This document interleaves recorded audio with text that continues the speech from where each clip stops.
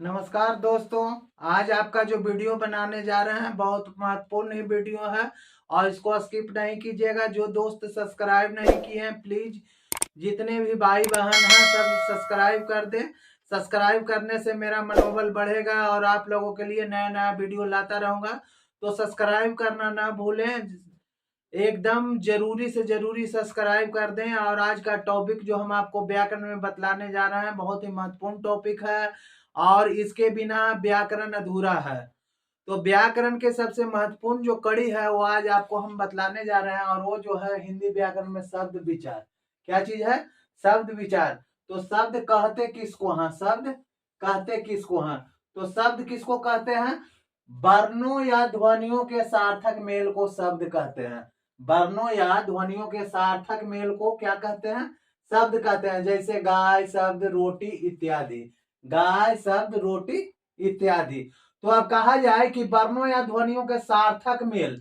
सार्थक मतलब क्या हुआ? जिससे कि कोई अर्थ निकले, जिससे कि कोई अर्थ निकले उसको सार्थक कहते हैं। और निरर्थक का मतलब बेकार। निरर्थक का मतलब क्या हुआ?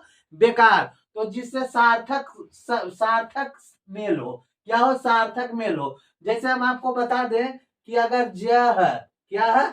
ज है और इसमें ल को जोड़ते हैं। क्या को जोड़ते हैं? ल को जोड़ते हैं तो क्या हो जाता है? जल। तो जल पीने के लिए है, यह एक सार्थक शब्द हुआ, है ना। अगर इसी को ल अजोड़ ज जोड़ते हैं तो क्या हो जाता है? लज। लज। तो ये लज जो हो गया निरर्थक शब्द हो गया, इससे कोई शब्द अर्थ नहीं निकल रहा है। तो जिससे सार्थक शब्द कोई सार्थक मेल हो, क्या हो? सार्थक मेल हो और जिसका कोई अर्थ निकले उसको शब्द कहते हैं। और जो निरर्थक हो गया उससे कोई अर्थ नहीं निकलता है। तो वर्णों या ध्वनियों के सार्थक मेल को क्या कहते हैं? शब्द। जैसे गाय हो गया, शब्द हो गया, रोटी हो गया इत्यादि हो गया, ये सब क्या है? शब्द है। अब आ जाइए, इन शब्दों की रचना में दो या दो से अधिक वर्णों से हुई है। इन शब्दों की रचना कितना? दो या दो से मिनिमम दो वर्ण। जैसे जल हुआ, क्या हुआ? जल हुआ था, ज जोड़ ल, दो वर्ण मिला तो क्या हो गया? जल हो गया। तो एक जल का निर्माण कर हो गया।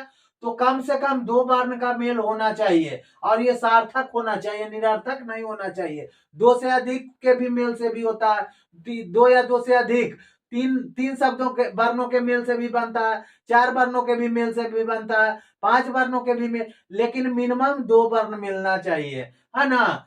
और वर्ण वर्ण जिनका कोई अर्थ का बोध हो। घर, अब यहाँ आ जाइए, घर है, मान लिया जाए कोई घर है, तो घर कितने वर्णों का मेल है? घ जोड़ र, दो वर्णों का मेल हुआ। घर मतलब क्या हो गया? मकान हो गया। तो मकान क्या है? आदमी को रहने का जगह हो गया। क्या हो गया जी? आदमी को रहने का। तो यहाँ घ जोड़ रहा, क्या हो गया? घर हो गया। और घर से मकान में रहने का बोध हो रहा है, तो यह सार्थक शब्द हुआ। इसी को अगर हम लिख दें र जोड़ घ, तो क्या हो जाएगा? रग। रग कोई सार्थक शब्द नहीं हुआ, यह एक निरर्थक शब्द हुआ। और व्याकरण में निरर्थक शब्द का कोई जगह नहीं है ना। तो इन शब्दों की रचना दो या दो से अधिक वर्णों से हुई है। वर्णों के ये मेल सार्थक होना चाहिए जिनका कोई अर्थ का बोध हो। घर में दो वर्ण का मेल होता है जिसका अर्थ मकान होता है, जिसमें लोग रहते हैं।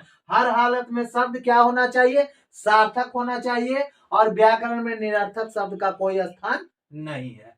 ये तो आपने जान लिया। अब चलिए जानते हैं शब्द या पद किसे कहते हैं। बहुत से बच्चे होंगे जो शब्द तो जानते हैं पर पद नहीं जानते हैं।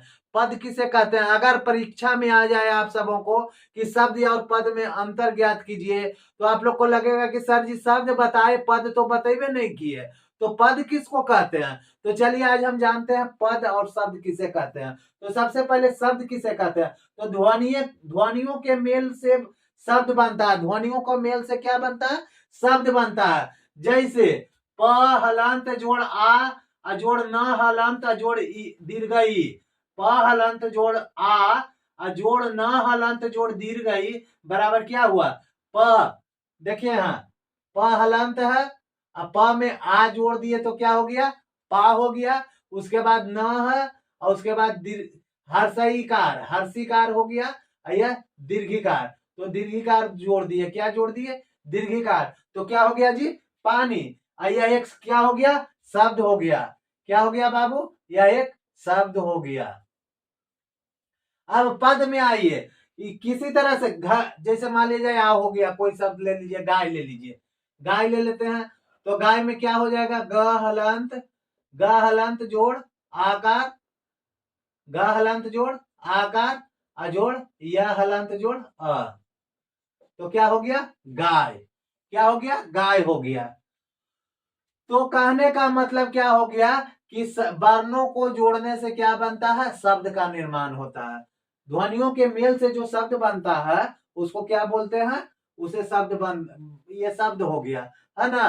वर्णों या ध्वनियों के सार्थक मेल से क्या बन गया, शब्द का निर्माण हो गया। और जब शब्द वाक्य में अर्थ बनकर आए, जब शब्द वाक्य में अर्थ बनकर आए तो पद कहते हैं। जैसे दो शब्द जुट गए, दो शब्द जुट गए, क्या चीज, क्या है, पुस्तक लाओ, पुस्तक लाओ, पुस्तक लाओ। तो इसमें एक हो गया पुस्तक संज्ञा नाम हो गया, और दूसरा हो गया लाओ जो क्रिया हो गया, क्या हो गया, क्रियापद हो गया। और ये संज्ञा नाम हो गया, क्या हो गया, संज्ञा नाम।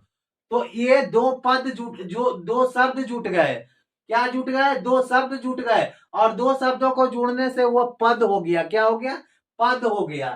तो जब जब शब्द वाक्य में अर्थ बनकर आए, वाक्य में अर्थ बनकर आए तो वह पद कहलाता है। जैसे पुस्तक लाओ, इस वाक्य में दो पद है, एक पद हो गया कौन, पुस्तक, और दूसरा पद क्रियापद हो गया लाओ। अब जान गए। अब शब्द के भेद, अब आ जाइए, कोई भी बोलेंगे कि आप हिंदी व्याकरण में शब्द जान रहे हैं, तो शब्द के कितने भेद होते हैं। तो बताया गया है बाबू कि उत्पत्ति के, शब्द के भेद तीन प्रकार के होते हैं उत्पत्ति की दृष्टि से। पहला क्या होता है, उत्पत्ति की दृष्टि से, दूसरा बनावट की दृष्टि से, और तीसरा रूपांतर की दृष्टि से, है ना। तो उत्पत्ति के दृष्टि से शब्द के चार भेद होते हैं। उत्पत्ति के दृष्टि से शब्द के कितने भेद होते हैं, चार भेद होते हैं। कौन कौन होते हैं, तत्सम, तत्भव, देशज और विदेशज, है ना। उत्पत्ति के दृष्टि से शब्द के चार भेद हो गए। पहला तत्सम हो गया, दूसरा तत्भव हो गया, तीसरा देशज हो गया, और चौथा विदेशज हो गया। इसके बारे में वीडियो हम नेक्स्ट वीडियो में आपको बना के डाल देंगे। इसका पूरी तरह से विस्तृत हम जानकारी देंगे। नैनो टेक्नोलॉजी हमें नहीं आती है।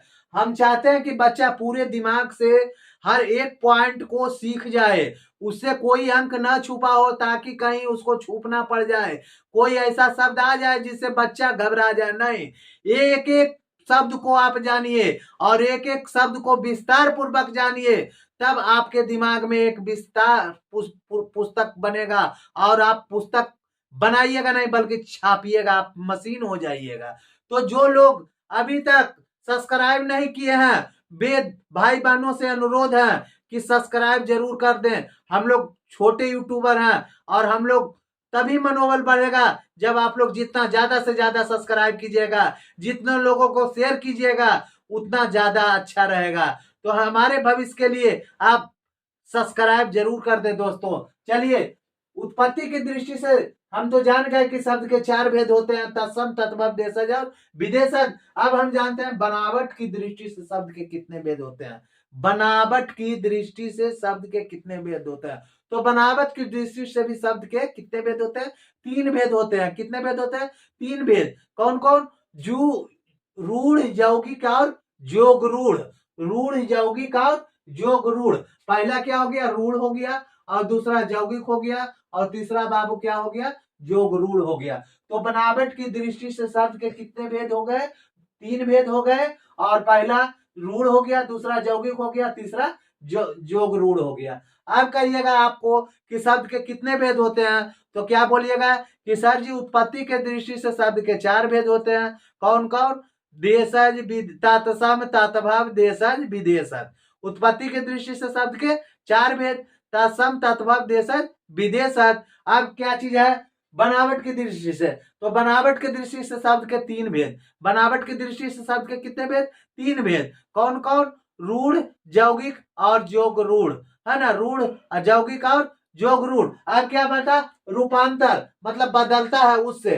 तो रूपांतर की दृष्टि से शब्द के कितने भेद होते हैं, तो रूपांतर की दृष्टि से शब्द के दो भेद होते हैं। पहला विकारी शब्द, और दूसरा अभिकारी शब्द। तो विकारी शब्द किसे कहते हैं वो भी हम आपको बताएंगे। जो बेकार शब्द होता है, जो विकारी शब्द जो विकार उत्पन्न करता है उसे विकारी कहते हैं। अभिकारी शब्द जो मतलब जिससे कोई विकार उत्पन्न हो ही नहीं उसे अभिकारी कहते हैं। इसके बारे में भी हम आपको विस्तार पूर्वक नेक्स्ट वीडियो में बतलाएंगे। तो आपने जान लिया दोस्तों कि उत्पत्ति के दृष्टि से शब्द के 4 भेद होते हैं, तत्सम, तद्भव, देशज, विदेशज।